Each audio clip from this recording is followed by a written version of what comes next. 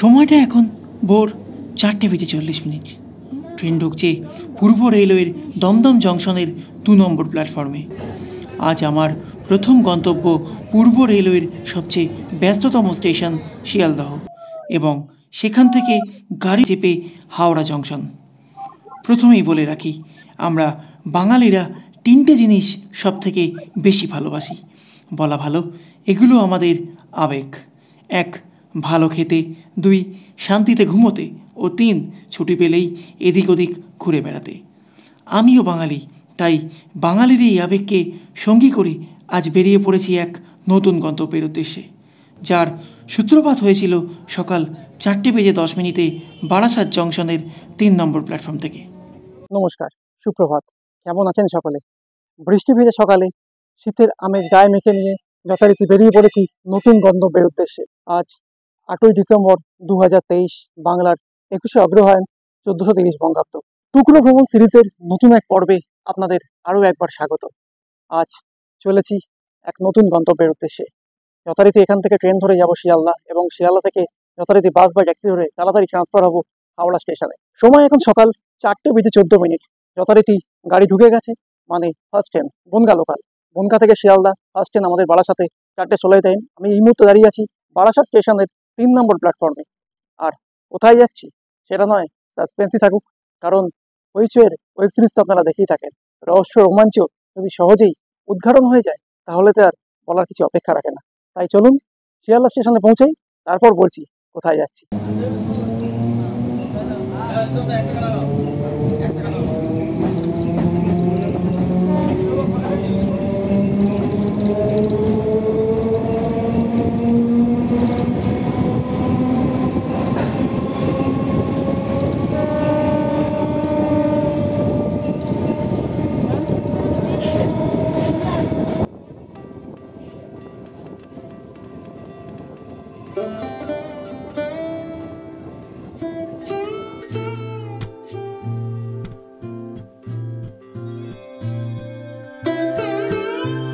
ভোরের আলো ফুটতে তখনও বেশ কিছুটা দেরি, তাই রাতের অন্ধকারকেই সঙ্গী করে নিয়ে আমার ফার্স্ট ট্রেন বনগা লোকাল এগিয়ে চলল আমার শহর বারাসাত থেকে শিয়ালদহের উদ্দেশ্যে।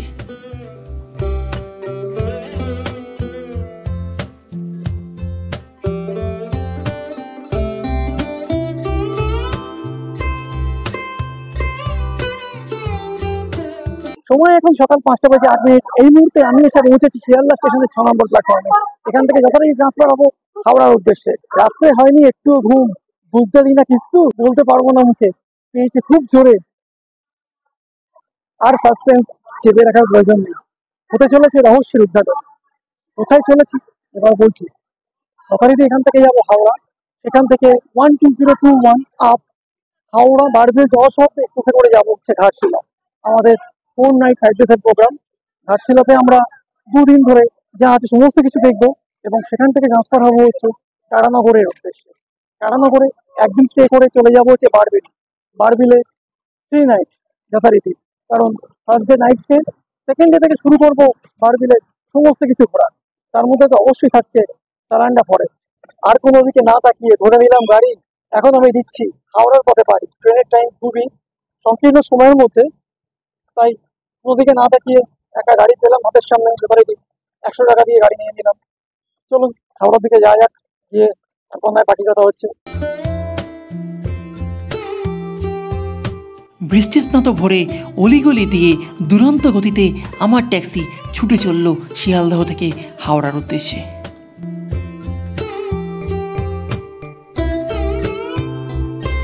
সময় এখন সকাল 5:30। আমি এসে পৌঁছেছি হাওড়া স্টেশনের সামনে।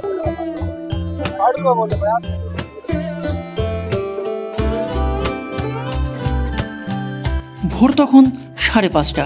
হাওড়া স্টেশন তার চেনা ছন্দে ধীরে ধীরে জনসাধারণের ভিড় ঠেলে এগিয়ে চললাম হাওড়া স্টেশনের নিউ কমপ্লেক্সের 19 নম্বর প্ল্যাটফর্মের দিকে।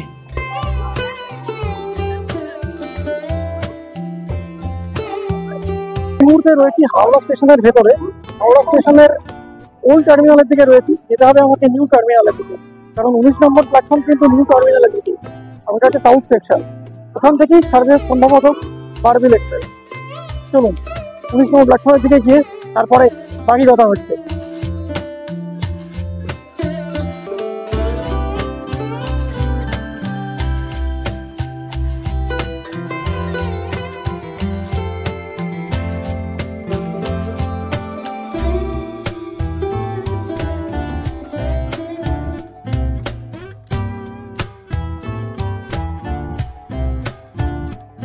আচ্ছা, ট্রেনে ওঠার আগে কিছু গুরুত্বপূর্ণ তথ্য আপনাদের সঙ্গে শেয়ার করে রাখি। 12021 হাওড়া বারবিল এক্সপ্রেস সপ্তাহে কিন্তু 7 দিনই হাওড়া এবং বারবিলের মধ্যে যাতায়াত করে। ট্রেনটি তার যাত্রাপথে 9খানা হল্টিং স্টেশন এবং 76টা ইন্টারমিডিয়েট স্টেশন কভার করে। ট্রেন কিন্তু যথারীতি স্টেশনে দিয়ে দিয়েছে। এবার যাচ্ছি ট্রেনের কামরার দিকে। 6 ঘন্টা 20 মিনিটে ট্রেনটি হাওড়া থেকে 396 কিলোমিটার পথ পাড়ি দিয়ে পৌঁছে যায় বারবিল। যাত্রাপথে ট্রেনটি ওয়েস্ট বেঙ্গল, ঝাড়খণ্ড এবং ওড়িশা 3টে স্টেটকে কভার করে। ট্রেনটির অ্যাভারেজ স্পিড হচ্ছে 67 কিলোমিটার পার আওয়ার এবং ম্যাক্সিমাম পারমিশন স্পিড হচ্ছে 130 কিলোমিটার পার আওয়ার। ট্রেনটির 130 কিলোমিটার স্পিড কিন্তু বরাদ্দ হয় আন্দুল এবং রাজখড় সমান জংশনের মধ্যে। রাজখড় সমান জংশন কিন্তু চক্রধরপুর ডিভিশনের মধ্যে পড়ে। ট্রেনটিতে টোটাল 18টি কোচ, 12টি নন এসি চেয়ার কার এবং 4টি এসি চেয়ার কার কাউন্টার, আর একটি রয়েছে সিট কাম লাগেজ ভ্যান আর একটা পাওয়ার কার। ট্রেনের সিট যথারীতি পেয়ে গেছি। আমাদের 41 আর 42 অ্যালাউ করা হয়েছে, একটা উইন্ডো সাইড আর একটা মিডল। ট্রেনে ওঠার পর ট্রেনের কামরা এবং ট্রেনের টয়লেট অপরিষ্কার থাকার জন্য তা আপনাদের সঙ্গে এই ভিডিওতে শেয়ার করলাম না। হাওড়া বারবিল জনশতাব্দী এক্সপ্রেস সম্পর্কে আরও কিছু তথ্য আপনাদের সঙ্গে শেয়ার করে রাখি। যাত্রাপথে ট্রেনটির হল্টিং স্টেশনগুলি হলো Kharagpur junction, Jhargram, Ghatshila, Tatanagar junction, Sini junction, Chaibasa, Dangoaposi, Noamundi এবং বড়াজামরা জংশন। ট্রেনটিতে কিন্তু কোনো প্রকার প্যান্ট্রি কার নেই, রয়েছে অনবোর্ড ক্যাটারিং এবং ই ক্যাটারিং সার্ভিস। ট্রেনটি কিন্তু কোনো প্রকার রেক শেয়ার করে না। ট্রেনটিতে রয়েছে LHB রেক। ট্রেনটির ইনেগুরাল রান হয়েছিল 5 জুলাই 1995-এ। ইনেগুরেশনের পর ট্রেনটি 5ই জুলাই 1995 থেকে জুন 2022 পর্যন্ত চলে হাওড়া এবং রৌরকেল্লা শতাব্দী এক্সপ্রেস হিসাবে। 2003 সালে ট্রেনটির প্রথম রিপ্লেসমেন্ট হয় হাওড়া টাটানগর শতাব্দী এক্সপ্রেস হিসাবে। জুন 2022-এর পর ট্রেনটিকে বারবিল পর্যন্ত এক্সটেন্ড করা হয়। ট্রেনের সঙ্গে খারাপ কিছু অতীত জড়িয়ে আছে। 1 আগস্ট 2009 সালে কিছু অস্ত্রধারী দুষ্কৃতী ট্রেনে উঠে এসি চেয়ার কারের যাত্রীদের থেকে লুটপাট চালায়। আকাশের মুখ কিন্তু এখনো ভার, ট্রেন তার স্পিড ট্রলার এখনো পায়নি ছাড়। উলুবেড়িয়া স্টেশন ক্রস করার সঙ্গে সঙ্গে ট্রেন তার স্বমূর্তি ধারণ করলো। ক্রমশ বাড়তে থাকলো ট্রেনের স্পিড।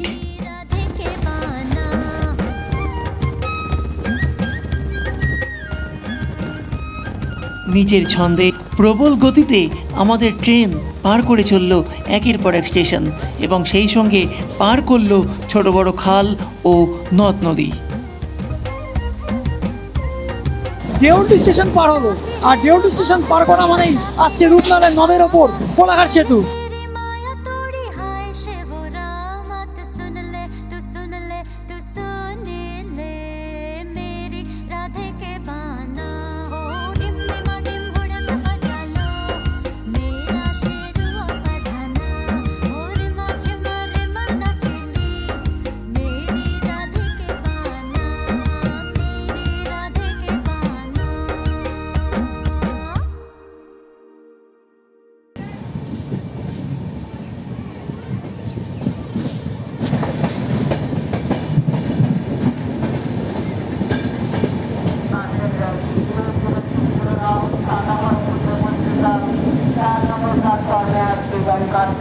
সঠিক সময় থেকে 60 মিনিট দেরিতে 115 কিলোমিটার পথ অতিক্রম করে এই মুহূর্তে আমাদের ট্রেন এসে পৌঁছেছে খড়গপুর জংশনে 1 নম্বর প্ল্যাটফর্মে। খড়গপুর জংশন ছাড়ার পর আমাদের ট্রেনের পরবর্তী স্টপেজ ছিল 38 কিলোমিটার দূরে অবস্থিত ঝাড়গ্রাম। 6/9/2023 তারিখ থেকে ঝাড়গ্রামে এই ট্রেনের 2 মিনিটের টেকনিক্যাল স্টপেজ দেওয়া হয়েছে।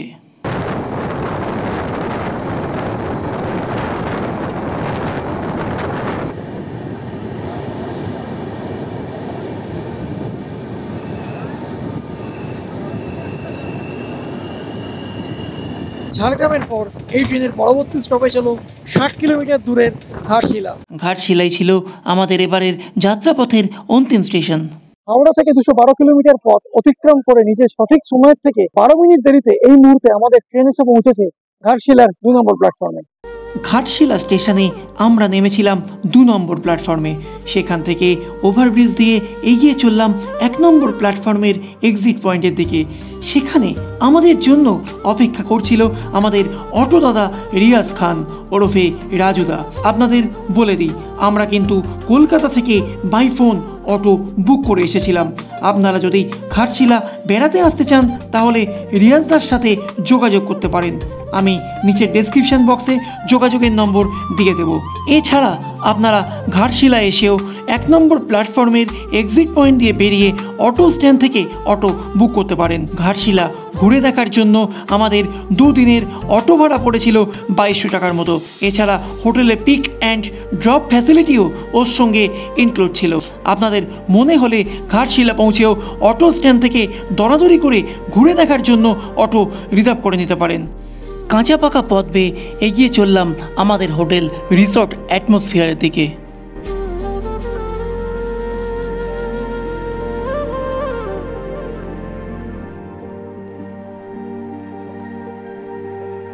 এই মুহূর্তে দাঁড়িয়ে আছি হোটেল রিসর্ট অ্যাটমসফিয়ারে। এটাই হচ্ছে আজকে আমাদের আস্তানা। এখানে চেক ইন করে নিলাম, আইডি প্রুফ দিয়ে চেক ইন করতে হলো। রিসর্ট অ্যাটমসফিয়ারে কিন্তু আমাদের পার ডে পড়ছে হচ্ছে 1500 প্লাস জিএসটি। আমরা কিন্তু এখানে অনলাইনে মেক মাই ট্রিপ থেকে বুকিং করেছি। আপনারাও যদি আসতে চান মেক মাই ট্রিপ থেকে বুকিং করে আসতে পারেন। চলুন ভেতরে যাই, ভেতরে গিয়ে রুমগুলো দেখি, তারপর আপনাদের সঙ্গে শেয়ার করছি। আচ্ছা দেখুন এখানে কি কি আছে। এখানে একখানা বেসিন রয়েছে, একখানা ছোট গিজার, তারপরে একটু ওয়েস্টার্ন কমোড রয়েছে। এখানে একখানা এক্সস্ট ফ্যান রয়েছে ডাবল বেডের একখানা খাট, যথারীতি এখানে এসি আছে, তার সঙ্গে স্টেবিলাইজার, সামনে রয়েছে এরকম আয়না। ঠিকই আছে মোটামুটি, কিন্তু সমস্যা হচ্ছে 1500 টাকা অনুসারে মনে হচ্ছে খুবই ছোট। নতুন করে ট্যুরিস্ট ডেস্টিনেশন গড়ে ওঠার কারণে ঘাটশিলাতে হোটেলের অপশান খুবই কম ছিল। এছাড়া স্টেশনের কাছাকাছি কোনো হোটেল না থাকায় 2 কিলোমিটার দূরে ভালো হবে ভেবে এই হোটেলটি বুক করেছিলাম।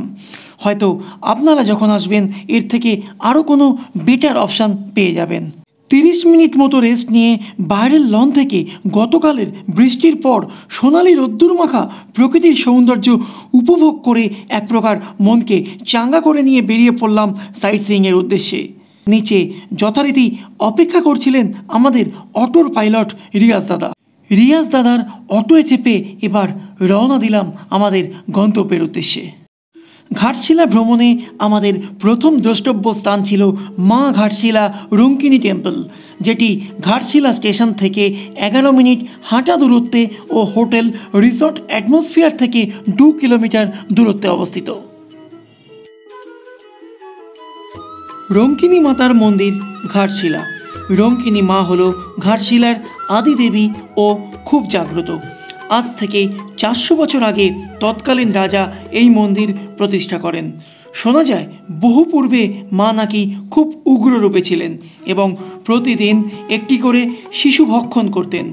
দৈবযোগে একদিন একটি শিশুর কাছে মা শর্তে হেরে যান এবং শর্তে হেরে গিয়ে দেবত্ব লাভ করেন। কিন্তু বর্তমানে মা এই মন্দিরে রঙ্কিনী নামে অষ্টভুজা কালীর ন্যায় শিশুর রক্ষক হিসেবেই পূজিত হন। এই অঞ্চলে যে কোনো পূজার পূর্বে আগে রঙ্কিনী মায়ের পুজো করা হয়। এছাড়াও দুর্গা ষষ্ঠীতে আগে মায়ের চরণে পুজো দিয়ে তবেই সবাই পূজা মণ্ডপে যায়। এছাড়া পয়লা বৈশাখ, মঙ্গলচণ্ডী, বিপত্তারিণী ও কালী পুজো এখানে খুব ধুমধাম করে পালন করা হয়। এই মন্দিরে মায়ের বাৎসরিক পূজা সম্পন্ন হয় মহালয়ের 7 দিন আগে জিতাষ্টমীতে।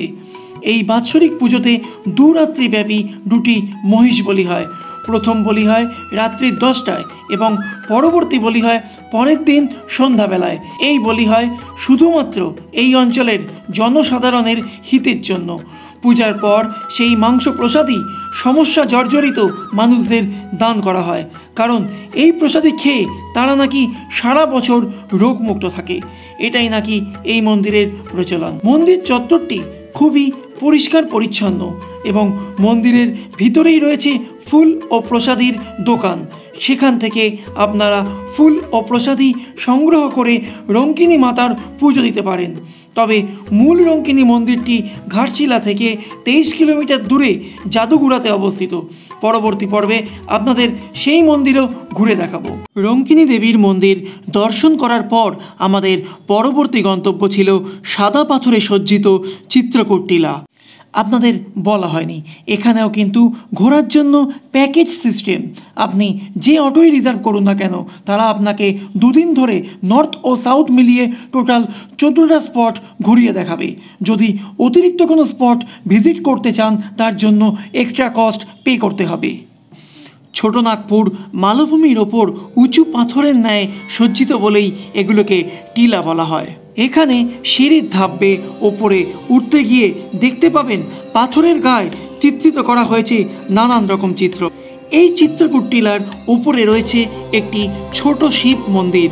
এই টিলাটির ওপর থেকে খুব সুন্দরভাবে ঘাটশিলা শহরটির খানিকাংশের সৌন্দর্য উপভোগ করা যায় এবং সেই সঙ্গে দূরে দৃশ্যমান হয় হাওড়া টাটানগর রেল লাইনের অংশটিও। তবে একটা সাজেশন আপনাদের দিতে পারি, প্রাকৃতিক সৌন্দর্য উপভোগ ও ফটোগ্রাফি করা ছাড়া আর বিশেষ কিছু কিন্তু এই স্থানটিতে নেই। তাই হাতে সময় কম থাকলে আপনারা চাইলে এই স্থানটি স্কিপ করতে পারেন। চিত্রকূট টিলা শেষ করে ব্রেকফাস্ট সেরে নিয়ে আমাদের অটোর পাইলট রিয়াজ দাদার কাছে রাজার গল্প শুনতে শুনতে এগিয়ে চললাম রাজা ধবলদেবের বাড়ি ও সুবর্ণরেখা নদী তীর পরিদর্শন করতে, যা আপনাদের সঙ্গে শেয়ার করব পরবর্তী পর্বে। এছাড়াও পরবর্তী পর্বে আপনাদের জন্য অপেক্ষা করছে সূর্য মন্দির, ফুলডুংরি পাহাড়, ধারাগিরি ফলস ও বুড়ুটি লেক। ঘুরে বেড়ানোর বিভিন্ন রকম আপডেট নিয়ে আমি তিতাস। আপনারা দেখছেন আমার চ্যানেল টুকরো ভ্রমণ। আমার ঘুরে বেড়ানোর সমস্ত রকম ভিডিও আমি শেয়ার করছি এই চ্যানেলে। যদি ভালো লাগে থাকে অবশ্যই লাইক এবং শেয়ার করবেন এবং নিচের কমেন্ট বক্সে কিন্তু আপনাদের মহামূল্যবান মতামতটি জানাতে ভুলবেন না। ভিডিওটি দেখার সময় চ্যানেলটি কিন্তু অবশ্যই সাবস্ক্রাইব করবেন, কারণ আপনারা সাবস্ক্রাইব না করলে আমার এই জার্নি কিন্তু অচিরেই শেষ হয়ে যাবে। সাবস্ক্রাইব করার সময় পাশে থাকা বেল আইকনটি কিন্তু অবশ্যই প্রেস করবেন, কারণ আমি যখনই একটা নতুন ভিডিও দেবো তার ইনস্ট্যান্ট নোটিফিকেশন পৌঁছে যাবে আপনাদের কাছে। খুব শীঘ্রই ফিরে আসছি নতুন কোনো জায়গায়, নতুন কোনো ভাবে। ততক্ষণ পর্যন্ত ভালো থাকুন, সুস্থ থাকুন এবং আনন্দ থাকুন। আজকের মতন টাটা, গুড বাই।